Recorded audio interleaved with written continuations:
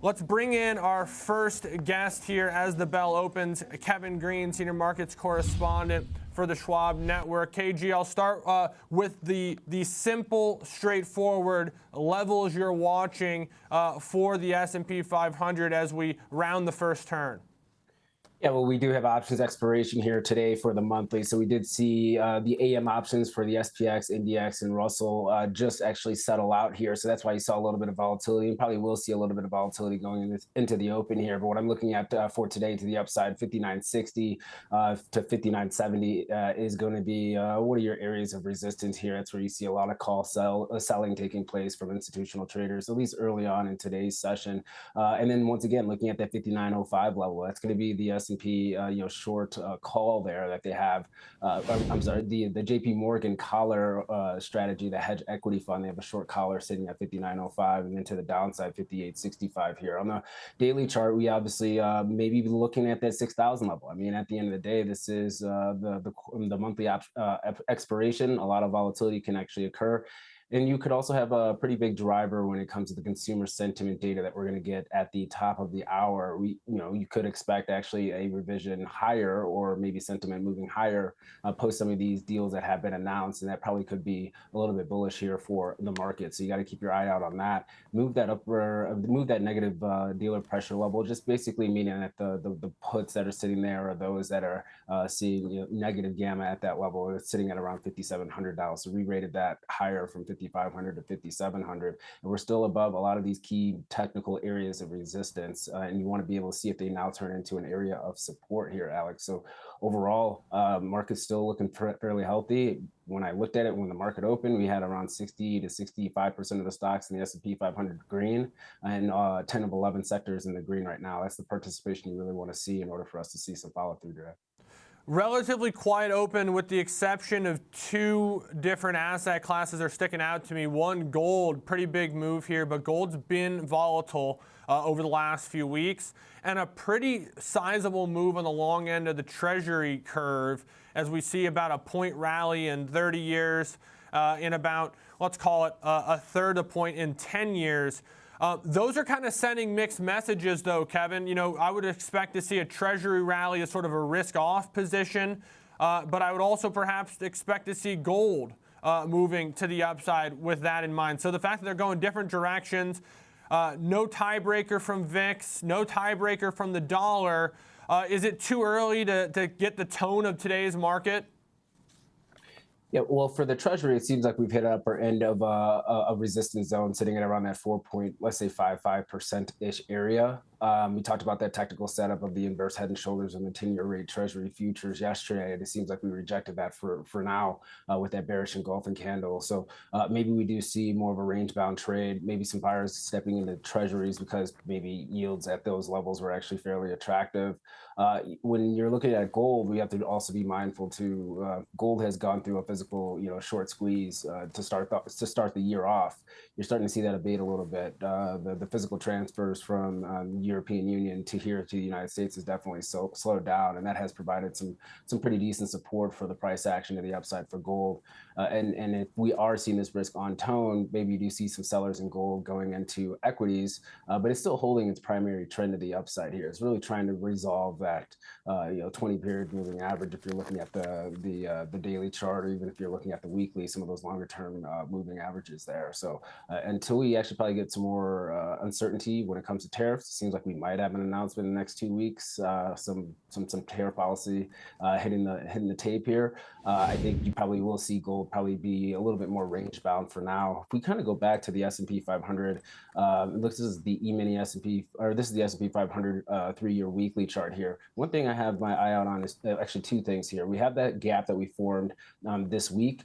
Gaps on the S&P 500 weekly charts are very, very rare.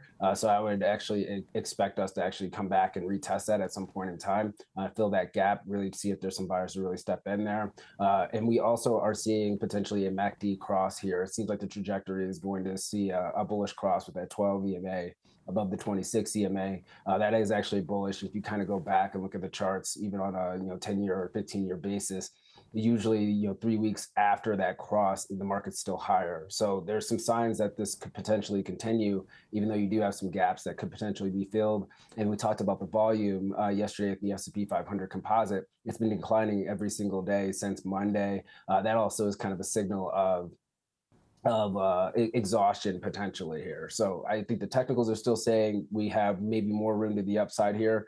But when you're looking at the momentum indicators and the price action and the volume alone, you probably want to stay pretty nimble at these current levels here, because it seems like as soon as we start seeing a red day, I would not be surprised if others try to pile in on that and take some profits here if you're on the long side. KG, you also got a chart looking at the relationship between volatility on the S&P 500 as measured by VIX and high yield credit spreads using some of those Bank of America credit spread indexes. Look, you don't need to be a data science to tell that there's a relationship here. Talk to us about what we're looking at exactly. Yeah, definitely. So you're seeing high yield credit spreads. Now, this is the B of A product offering. So this is going to be a day late when it comes to reporting, but the trend is still there. And actually, if you kind of look at it, high yield credit spreads actually does front run any type of volatility spikes or crushes in the market. We kind of talked about this on Market on Close yesterday. We did see high yield credit spreads actually linger a little bit higher for longer than probably expected there, but we are now starting to see that correlation really come back into effect. What I will say though, if you're kind of looking at the seasonality of VIX, we're pretty much hitting that stride of the beginning of the mid spring, maybe early summer, low volume, low volatility type of market. But if you're also kind of looking at it, we're starting to hit towards the lower end of the band of what we've seen for the last year or so. So volatility and hedging activity when it comes to prices are actually relatively cheap, and rightfully so. We've had a really nice move to the upside. If you are any concerned or anything of that nature, hedges are relatively cheap, so you could be able to protect the portfolio. But until high yield credit spreads actually stall out or move and re-rate higher, I think you still follow that trend that the volatility will crush, and that's going to be ultimately bullish for equities. Yeah, and you had that seasonality of volatility up there. It does seem like there are some sort of seasonal high points for volatility that generally center around those quarterly expirations. That may be coincidental. It may not be, but middle of March, middle of June, certainly the middle and end of September. But we are moving into what is generally a lower volatility period of time in this middle portion of the year. Perhaps some trips to the lake or the Hamptons or the mountains or wherever you live in the summer. A little bit less eyes on the screen perhaps. But KG, you got some stocks for us that are on your mind as well. Let's talk Novo Nordisk as this name is getting a leadership shakeup. NVO. Stocks under pressure today, pretty sizably, 4% lower with a pretty unchanged market. That's certainly sticking out. Yeah, we are seeing the CEO, Lars Jorgensen, actually stepping down after 8 years with the company here. And we've just seen a lot of, shakeups when it comes to the medical industry as a whole. We know that competition has stepped into the GLP-1 space. They are the makers of Ozempic and Wegovy, but we've also seen some pretty productive deals by Eli Lilly, which is the main competitor for Novo Nordisk as well. So the strong competition, what is the next drug that's going to be hitting the markets here, and where are we going, when are we going to receive some drug trials for maybe some of these innovative products? I think is the big question mark for Novo. But we are seeing some profit taking. Maybe the valuations got a little bit stretched to the upside here, and it seems like we can't confirm what the reason is as far as the stepping down for the CEO. But it seems like the market outside of that still wants to see maybe more products being hit to the market to try to be try to take some market share away from Eli Lilly. Also maybe some partnerships as well, to be able to distribute their products a little bit more, and that probably also is going to come with prices coming in a little bit with those GLP-1 drugs in order to try to get the volume to go up here. So you are seeing the shares sell off. Kind of unexpected when you're seeing this type of the CEO step down here. But once again, we don't know. I'm not sure exactly what the reason is for him leaving right now. But it seems like the market's really not too happy about the unexpected adjustment in leadership. Yeah, it's trying to rally here. It's down about 3.5%, was 4% when you started talking. So maybe you ease some of those fears, KG, for the market. Talk to me about Cava. We previewed this one a couple times, I feel like, yesterday. Fast casual, Mediterranean, sort of an alternative to Chipotle. Very different food style, but similar delivery of said food. Earnings related response seems like the reaction's a little bit lower. Yeah, the reaction is a little bit lower when it comes to Cava. We did see actually a pretty decent sell-off after the earnings yesterday, but it has recovered a little bit after reaching down to around that $93 level. But the earnings, I would say, for the most part, were actually mixed. When you look at the current quarter, what they reported, better than the street's expectations when you're looking at revenue, which came in at $328.5 million. Street was looking for $327 million, so around a 28% increase on a year-over-year basis. And the adjusted earnings per share came in at 22 cents. Street was looking for 14 cents. That was also a really decent beat there. Same-store sales actually grew by 10.8% on a year-over-year basis. That's really going to be the main driver for this business that continues to expand here. They're at the early stages or the growth stage of their company, whereas if you compare it to Chipotle, a little bit more established, you're starting to see more of a stabilization when it comes to same-store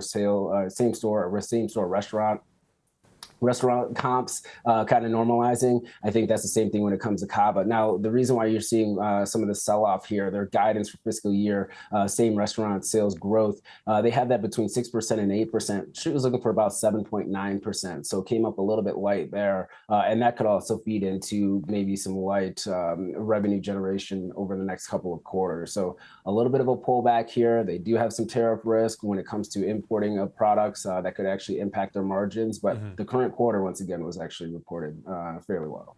Yeah, they do, I think, domestically source a lot of the food, but they're expanding so rapidly. So the things you need to kind of set up the different stores and the restaurant space can be exposed to some of those import tariffs. Although I did see a Wall Street Journal article yesterday, KG, that was saying they actually bought a whole bunch of this stuff like the middle of last year, anticipating perhaps price increases, but also that they were just going to have to expand. So they had the capital to do so, and they have a lot of that stuff ready in inventory. So maybe less tariff exposed than other names, but of course, some exposure. Last one that you got here on your list is a stake change in Constellation Brands from Mr. Buffett. So he's not gone just yet. He's still making some moves. Big doubling of the stake, it looks like. Yeah, we did get an updated 13F filing from Berkshire Hathaway and several adjustments within the portfolio, and it kind of meets the trend or matches the trend that we have seen over the last couple of quarters. So they did increase their exposure to Constellation Brands as well as Pool Corp, and they did actually trim Bank of America, which has actually been a pretty decent core holding for them for a fairly long time, as well as Capital One, and they fully exited out of their Citigroup position here. So when you're kind of looking at their cash and treasury bill levels right now, they're sitting at around $333 billion. We already know that Warren Buffett intends to retire and step down from the CEO position. He's still going to be on the company's board as chairman for now. But overall, you are seeing that that increase when it comes to Constellation Brands, and maybe there's a play there, a valuation play, which we know that Berkshire really tries to go after companies that might be a little bit disconnected when it comes to their price of their stock, as well as the fundamentals of their stock compared to what the future vision is for that company or the potential market share gains that they can create here. So this is always an interesting 13F that does come out here. But once again, it kind of matches the trend. They were a net seller. Once again, they're continuing to raise capital, and it's very difficult for Berkshire to deploy capital on a big scale in this environment, because once again, they kind of feel like the market overall is fairly rich, and they don't just see any type of opportunities out there, good opportunities, at least in the publicly traded markets. Maybe on the private side, they do see some opportunities, but publicly traded companies, it seems like they're still easing off of a little bit. KG, to put in perspective just how much money that is, I know that they couldn't actually do this because you can't just buy stocks at their market cap. They could buy, if they could get the price of the current market cap, all of Starbucks and all of McDonald's and still have some cash left over. You think about the scale of those two businesses as well, it really rings home just the amount of cash that Berkshire right now is hoarding through those T-bills, getting paid a nice healthy 3.5% or whatever it might be. Kevin Green, appreciate it as always, senior markets correspondent, helping us set up the day and going through in some of those movers.